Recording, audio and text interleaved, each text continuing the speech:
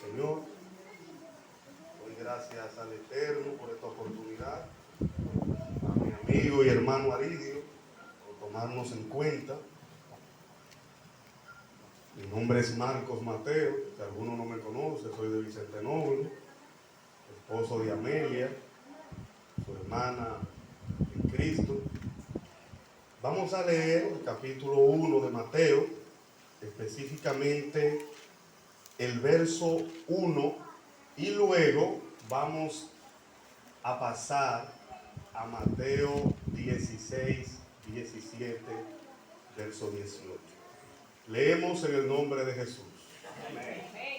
Libro de la genealogía de Jesucristo, hijo de David, hijo de Abraham.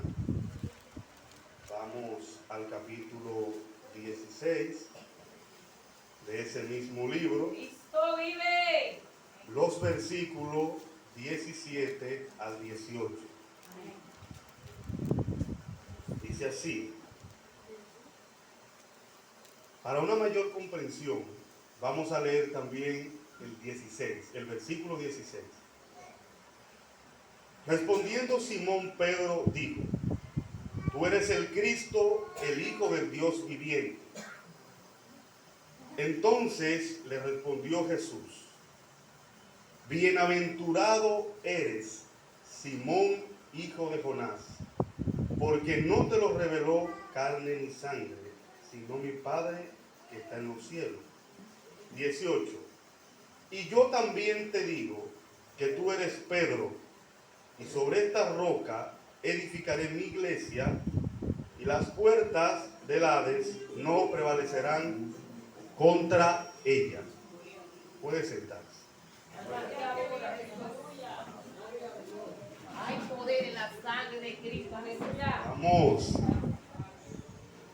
según el Señor nos permita, hacer un recorrido por las Sagradas Escrituras, analizando la identidad de Jesucristo y la iglesia. El libro de Mateo tiene o fue escrito con un propósito, y era demostrar la identidad de Jesucristo. ¿Quién era Jesús? Dicho esto, asumimos que este libro fue escrito con el propósito de evangelizar a la clase judía. Una obra evangelizadora destinada a los judíos. Desde el momento en el que Dios mismo pronuncia la primera palabra de salvación, en Génesis 3:15, los más estudiosos de la Biblia que hay aquí presentes saben que ese pasaje se conoce como el protoevangelio. Génesis 3:15 es el protoevangelio. Es la primera pronunciación de salvación y sale de la boca de Dios. Un instrumento que fue de deshonra, que fue quien incurrió o fue la persona que transgredió a Dios mismo. Estoy hablando de la mujer. De la mujer se han hablado demasiadas cosas, buenas, malas. Se han compuesto canciones, poemas. Las más hermosas epopeyas se han hablado acerca de la mujer. También se ha masacrado la mujer. Atrocidades contra su persona. Y Dios, que tiene la especialidad de incluso hacer algo bueno de lo malo, ese mismo instrumento que se dejó usar, seducir, es la palabra, que se dejó seducir por la serpiente y desobedeciendo, no solamente pecó ella, sino que también indujo a su marido para que éste comiera. De aquí sale una polémica, que Eva fue la que pecó, que Adán fue engañado por Eva, pero a Eva la engañó la serpiente. Podemos observar incluso en el momento en el que Dios entra en escena y comienza a tener interacción con ellos, a dialogar, que cada uno comienza a defenderse.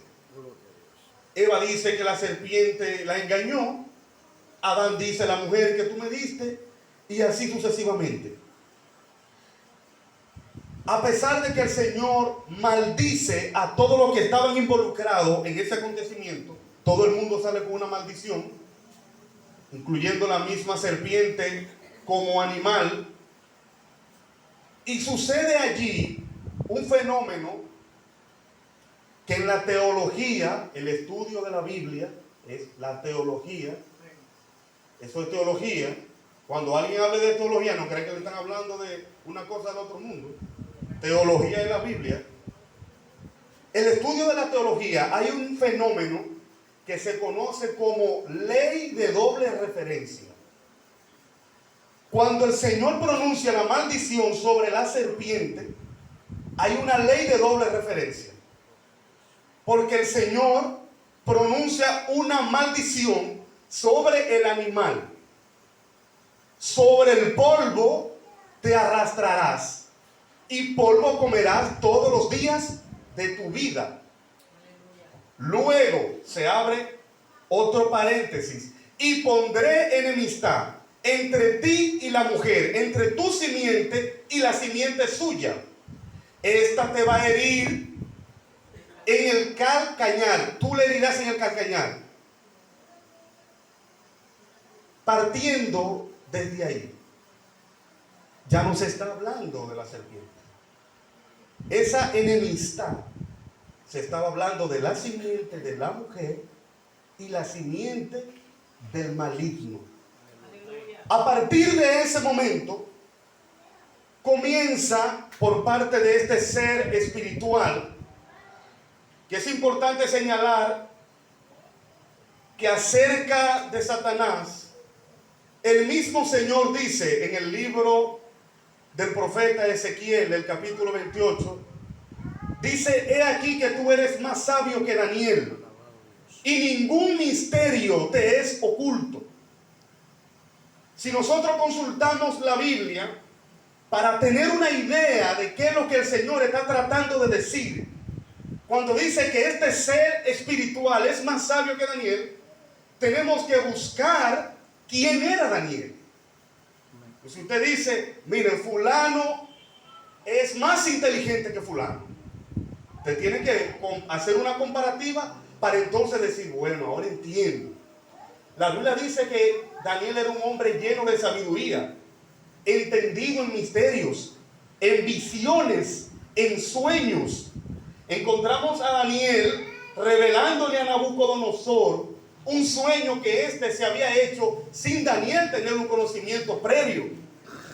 Este Daniel, es este hombre, este joven, al que el Señor está comparando, diciendo que Satanás, figurativamente, tenía más conocimiento que Daniel. Aleluya. Dicho esto, podemos observar que su conocimiento sobre el plan de Dios, a pesar de tener un grado de certeza, lo podemos observar. El Señor se le revela a Abraham y Sara, que eran personas ancianas, pero además de anciana, Sara era estéril, no daba hijo. El Señor se le había revelado. Nace Isaac. Pasando de aquí, la mujer de Isaac también estéril. Luego nacen los hijos de Isaac. Se casa Jacob con una de las hijas de Labán. Sale también estéril. Y una persecución a través de los tiempos sobre el linaje de la mujer, sobre la simiente de la mujer. Y esta persecución llega hasta el libro de Éxodo. Allí encontramos donde él casi da con Moisés. Eso que le subió al faraón de que él emitiera un decreto para que mataran a todos los niños, no era una cosa al azar. Él sabía que venía un libertador para liberar a Israel de Egipto. Y comienza una masacre. Y para no hacerle extensa la historia, ¿por qué hemos tomado el libro de Mateo como referencia? Específicamente la genealogía de Jesucristo. Esto es como un libro, es como un registro familiar, donde se tiene constancia de quién es, de dónde desciende, quiénes son sus antepasados. Y los que lo han leído, que les ha faltado el conocimiento de ese capítulo, dirán, pero ¿y por qué? ¿Por qué mencionan tanto nombre raro ahí? Salmón, Raab, Ru, Isaí, Anrán. ¿Qué es lo que? ¿Qué? ¿Usted sabe por qué? Porque Israel esperaba un libertador. Israel esperaba un Mesías, de la palabra hebrea Mashiach. El Mesías, la profecía de él, usted la encuentra en el libro de los Salmos, por citar un texto bíblico. Y tú no permitirás que tu santo vea corrupción. El rey David. Podemos encontrar palabras proféticas relacionadas al Mesías en el libro que se considera el Evangelio del Antiguo Testamento, el libro de Isaías. Isaías capítulo 53. Todo ese capítulo completo habla de Jesucristo. Y el Mesías tenía que tener un linaje, una descendencia, un vínculo con Israel para poder gobernar, para poder ser escuchado. Cuando llega el tiempo, casi aproximándose el tiempo del nacimiento de Jesucristo, repito, sí, dice la Biblia que Satanás es más ilustrado que Daniel, pero él no sabía a ciencia cierta por dónde venía el plan de Dios. Y hiere a Elizabeth, la mujer de Zacarías, también con esterilidad.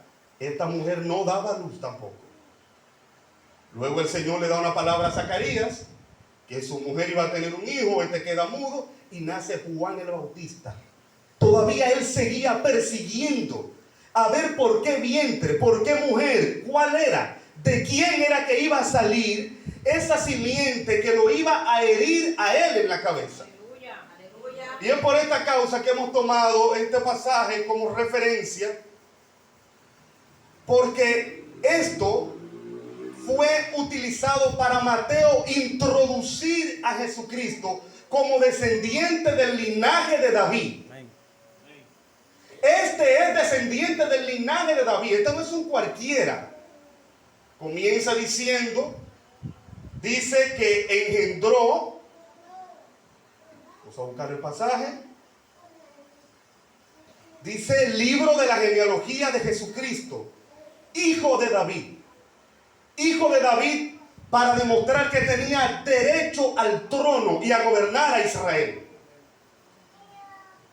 José, el marido de María, descendiente de Matán, y Matán sucesivamente venía de la descendencia real de David.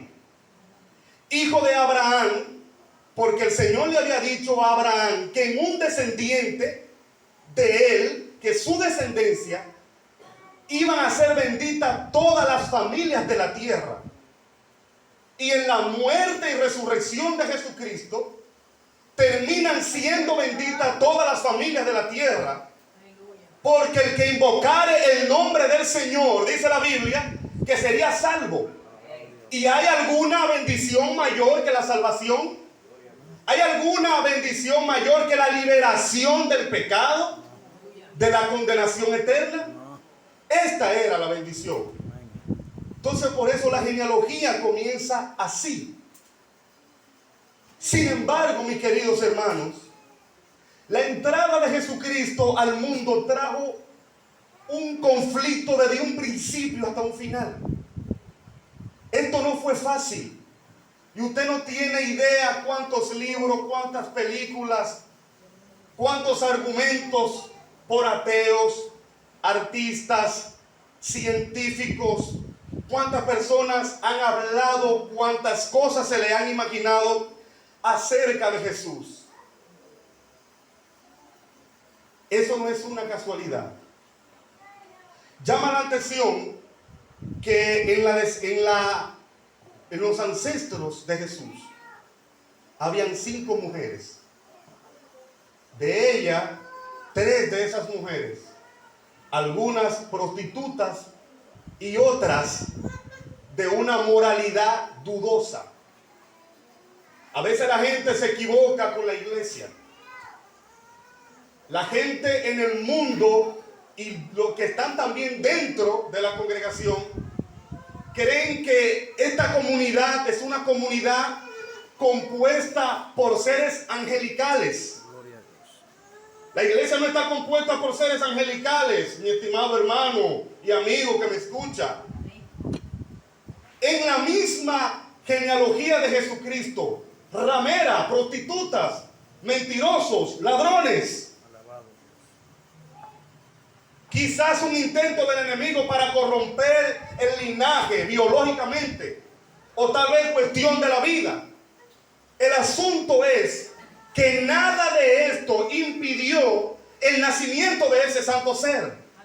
Nada de esto lo impidió. Y la Escritura dice que él nació y nació sin pecado. Lo que significa que dentro de nosotros pueden haber cualquier tipo de situaciones. Eso no va a detener la obra de Dios. Sépalo. Hubo un rumor en el tiempo de Jesucristo, un rumor terrible. Usted no tendrá ni siquiera idea. En el capítulo 7 y el capítulo 8 del libro de Juan, Jesucristo tiene una confrontación con los fariseos. Y estos le responden a Jesús una palabra que es la que revela que este rumor era de conocimiento público en el tiempo del Mesías. Jesús confrontando a los fariseos sobre su vida, su conducta, ellos le dijeron a Cristo: nosotros no somos hijos de fornicación. Y usted dirá, pero ¿y esa expresión por qué? Incluso cuando usted analiza la discusión que Cristo tiene con ellos, la palabra se ve como fuera de lugar, pero no lo es. María, la madre de Jesús, fue la mujer más cuestionada del Nuevo Testamento en su tiempo. Recuerden que la Biblia dice que María era virgen, hablando de su estado moral. Científicamente, como mujer no había sido penetrada por un hombre, ni siquiera tocada. Virgen porque ni había sido tocada, pero es que ni tocada, y porque como en su estado era una mujer completamente íntegra. ¿Se entiende esto? No había sido penetrada por un hombre, no se había acostado con un hombre. Y bajo esta circunstancia, científicamente hablando, ocurre algo sobrenatural. Mire qué situación. Ocurre algo sobrenatural y María queda embarazada. Pero María estaba en un estado de desposorio. Es decir, ya María estaba casada prácticamente con su esposo José, pero estos no habían tenido intimidad. Se cree que cuando José comienza a cuestionarse y a cuestionar la situación, ya María tenía aproximadamente 4 meses de embarazo. Esa situación y esos comentarios y ese murmullo y ese rumor en el entorno hicieron que José considerara la idea de él largarse y dejar a María. Si esto sucedía, según la Escritura, A María la iban a sacar afuera y sería apedreada.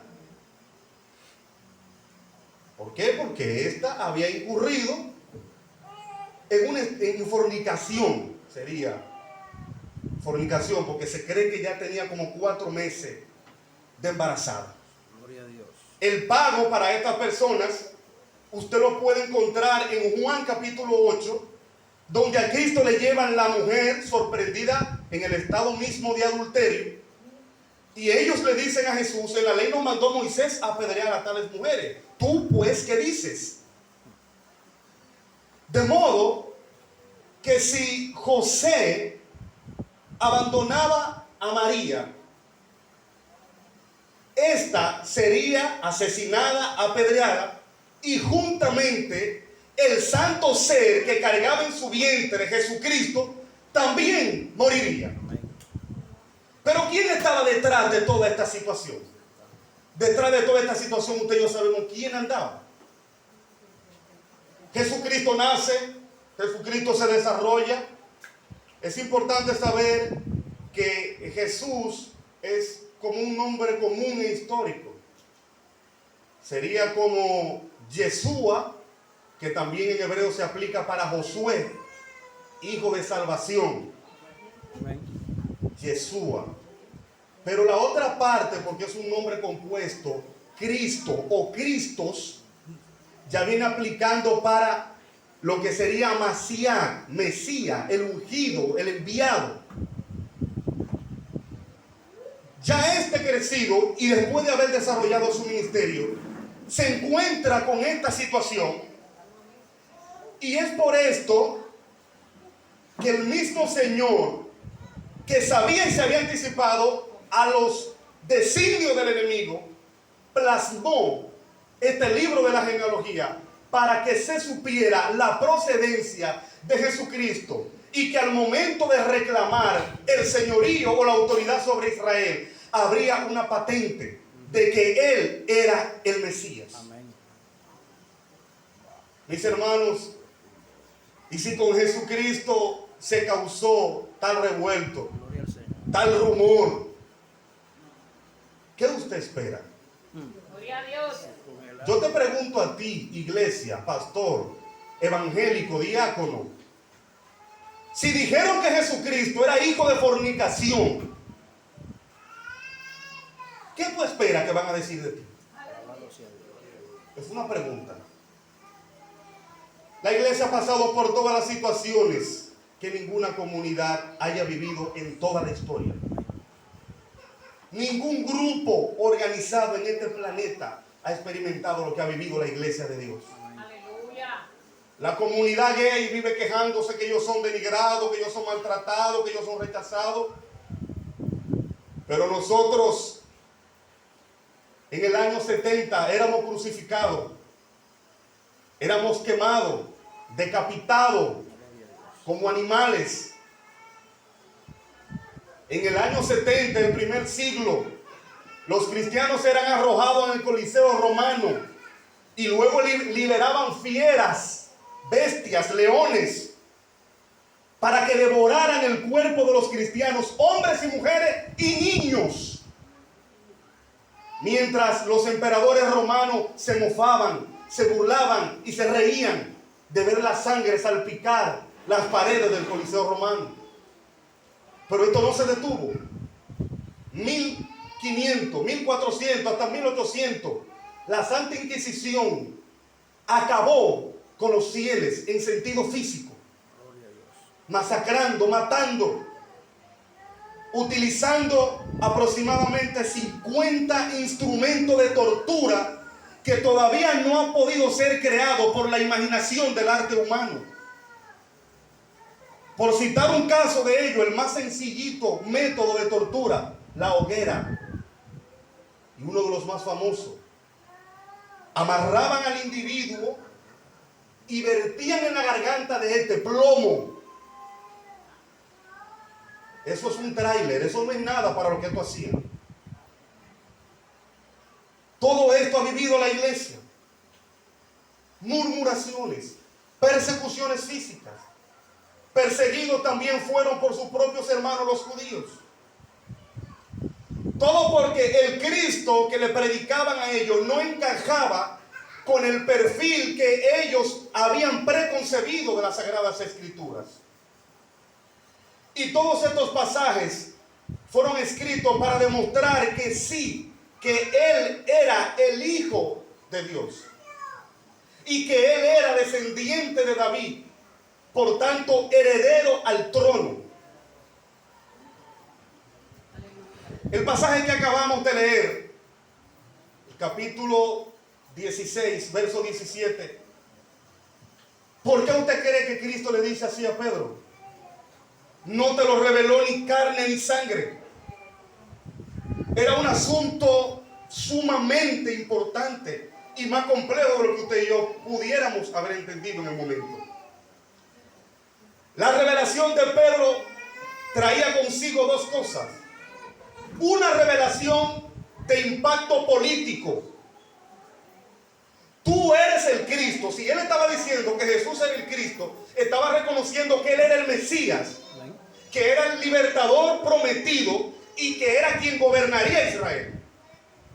Segundo, Pedro dice, el Hijo de Dios lo llama Cristo y lo llama Hijo de Dios, reconociendo que sí había nacido de una manera sobrenatural y no porque había tenido María un contacto con un hombre. La Biblia dice, el nacimiento de Jesucristo fue así, estando desposada María, su madre, con José, antes que se juntase, sea yo que había concebido del Espíritu Santo. José, su marido, como era justo, no quería infamarla y quiso dejarla secretamente. Ya hemos dicho cuáles habrían sido las consecuencias si éste abandonaba a su mujer. A José se le revela en sueño un ángel que le dice, no, no la dejes, esta mujer no te ha sido infiel. Lo que hay en ella es del Espíritu Santo. Gloria a Dios. Aleluya. Y todo esto aconteció para que se cumpliese lo dicho por medio del profeta cuando dijo, he aquí que una virgen concebirá y dará a luz un hijo y llamará su nombre Emmanuel. Esta profecía se encuentra en Isaías capítulo 9 versículo 2. Pero el Señor quiso cegar a Israel. Ellos no entendieron. Todo estaba claro en la genealogía, la profecía, todo estaba claro. Incluso la profecía decía dónde iba a nacer el Cristo. Tácitamente. Amén. Decía, y tú, Belén, Éfrata, iba a nacer en Belén. Pero ellos no entendieron. El Señor había hablado claramente dónde iba a nacer, bajo cuáles circunstancias. Que iba a anunciar, dice la profecía en Isaías, y tú, Zabulón, tierra de Neftalí, el pueblo que habitaba en sombra de muerte, luz le resplandeció. Y Cristo, desde que sale, inicia su ministerio, se sitúa en esta tierra, tierra de Neftalí y de Zabulón. Pero estos acontecimientos no fueron suficientes para esta gente entender. Algo que no quiero obviar para avanzar eficazmente en el desarrollo del mensaje es lo siguiente. La Biblia dice que nos alegremos y nos gocemos cuando de nosotros digan toda clase de males, mintiendo. María fue injuriada, criticada, murmurada. Cristo, esa palabra de los fariseos era una especie de sarcasmo, de burla. Tú eres hijo de fornicación. Nosotros tenemos un padre y es Abraham. ¿Y tu padre quién es? ¿Y tu padre dónde está? Era dándole duro a Cristo, a la circunstancia en la que él nació. Que cuando hablen de ti, mi hermano, mi hermana, que hablen mintiendo. Porque hay muchos rumores que surgen, a veces producto de la persecución, producto de la condición pecaminosa de ese mundo, pero otras veces nosotros damos motivo para que hablen y luego estamos de que reprendiendo al diablo y hablando plepla, y usted me excusa el término, hablando plepla. Solamente entenderán los dominicanos que están mirando la transmisión. Los extranjeros no sabrán lo que es plepla. Después tienen un juidero y una cuestión que están en batalla, que están en guerra. No, usted no está en guerra. Usted lo que anda es en pecado y en desobediencia. ¿En qué guerra está usted? Que cuando hablen, hablen basado en rumores, no por hechos. Gloria a Dios. Continúo. Tú eres Pedro. Este pasaje bíblico es uno de los que más controversia ha traído en toda la historia de la iglesia. Tú eres Pedro y sobre esta roca edificaré mi iglesia. La palabra Pedro en griego significa trozo de roca, pedazo de roca. Piedra pura. También se complican más las cosas cuando usted analiza el nombre hebreo de Pedro, Cefas. También significa piedra. Entonces, aparentemente queda como si realmente estaba Jesús fundando su iglesia sobre esa roca. Pero nosotros sabemos que no es así. Gloria a Dios. Pedro recibió un rol especial en un momento especial. A pesar de su temperamento, a pesar de sus debilidades como hombre, en ese momento Pedro era la persona que tenía las condiciones para poder cumplir con lo que Dios quería. Todos nosotros sabemos claramente que Jesucristo es la piedra angular que fue rechazada por los edificadores. Cristo es la cabeza de la iglesia. No como los católicos romanos asumieron que Pedro era el primer papa. Eso fue un rol temporal que el Señor le dio. Que usted ve en las escrituras, en el libro de los Hechos, que otros apóstoles también tenían esas mismas funciones. Pedro tenía un solo voto. Incluso Jacobo era quien tenía la última palabra en la iglesia primitiva. Gloria a Dios. Lo que deja de manifiesto que estas palabras de Cristo fueron unas palabras temporales y que tenían un cumplimiento temporal. Encontramos el cumplimiento de estas palabras en Hechos capítulo 2. El mismo Pedro que negó a Jesús 3 veces, a mí me resulta curioso que la primera vez que este hombre predica, precisamente se gana 3,000 almas, una por cada negación. Gloria a Dios. Pedro, a partir de ahí, inicia la iglesia de Jesucristo. Alabado Dios. A partir de ese momento, la iglesia a la que él se refirió.